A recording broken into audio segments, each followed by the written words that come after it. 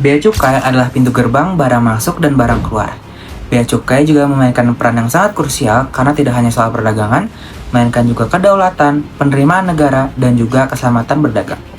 Belakangan ini, Menteri Keuangan kita memberikan ultimatum terkait perbaikan kinerja bea cukai dalam waktu 1 tahun, atau ada opsi pembekuan fungsi dan juga pengalihan operasi perusahaan ke inspeksi asing, seperti SGS.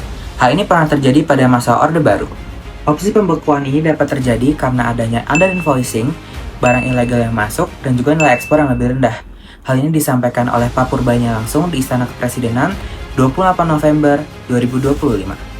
Kasus ini sangat menarik kita bahas, karena menyinggung terkait kinerja birokrasi dan juga tata kelola negara.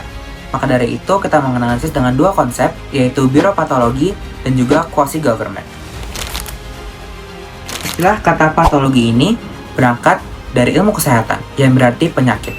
Namun seiring berjalannya waktu, analogi ini mulai merambah ke dunia organisasi maupun birokrasi. Berarti kemampuan birokrasi dalam menghadapi tantangan-tantangan seperti sosial kultural, politik, ekonomi, dan juga teknologi. Sehingga kita memerlukan identifikasinya untuk menyelesaikan permasalahannya. Hal ini disampaikan oleh Mumin Ma'ruf dalam Taruna tahun 2007. Atau kita bisa bilang, bagaimana kondisi birokrasi sudah mulai tidak sehat lagi. Karena di dalamnya ada penyalahgunaan wewenang, maladministrasi, melemahnya pelayanan publik, atau kondisi-kondisi lain yang merugikan dan melemahkan birokrasi itu sendiri. Menurut Smith tahun 1998 dalam Ismail tahun 2007, kata patologi ini dibagi menjadi dua konsep utama. Yang pertama ada disfungsi birokrasi dan juga ada maladministrasi. Kondisi tersebut merupakan maladministrasi. Hal ini dapat terjadi karena dalam konteks maladministrasi lebih mengarah kepada ketidakmampuan birokrasi sehingga memungkinkan adanya celah-celah untuk melakukan tindakan yang merugikan, seperti korupsi maupun tidak melaksanakan tugasnya dengan baik. Pembekuan Direktorat Jenderal Bea Cukai mungkin saja terjadi apabila dalam waktu 1 tahun mereka gagal dalam memenuhi ekspektasi dari Pak Purbaya. Lantas bagaimana hubungannya dengan biropatologi maupun maladministrasi? Dalam konteks Direktorat Jenderal Bea Cukai, kita mengetahui banyak kegagalan yang mereka alami, seperti under invoicing, nilai ilegal yang masuk, dan juga nilai ekspor yang lebih rendah.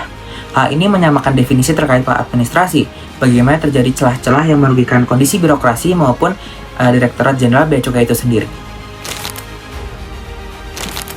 Dalam SAP 11, quasi-government dipahami sebagai bentuk penyelenggaraan fungsi publik yang sifatnya campuran. Artinya, kepentingan publik tetap menjadi tujuan utama, tapi pelaksanaannya melibatkan pihak dari luar negara dengan cara kerja yang lebih mirip ke sektor swasta. Salah satu konsep kunci dalam quasi-government adalah perubahan peran negara dari yang tadinya rowing ke steering. Rowing itu ketika negara turun langsung menjalankan operasional dan pelayanannya, sementara steering itu lebih ke berarti negara fokusnya ke mengarahkan, mengatur, dan mengawasi jalannya fungsi tersebut. Konsep ini dikenalkan oleh David Osborne dan Ted Gibler dalam buku Revolting Government tahun 1992 yang menekankan bahwa negara sebaiknya tidak selalu menjadi pelaksana tetapi juga menjadi pengarah.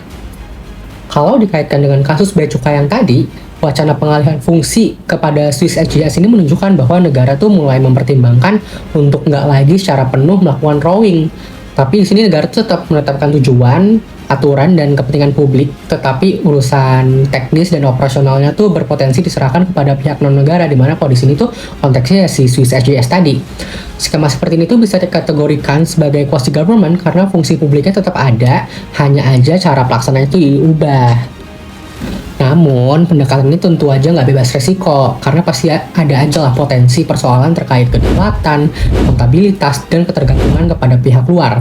Karena itu, jika quasi-government diterapkan, harus ada nih syarat-syarat yang jelas seperti kontrak berbasis indikator kinerja, pengawasan yang independen, keterbukaan kontrak dan data, serta rencana jangka panjang untuk membangun kembali kapasitas nasional.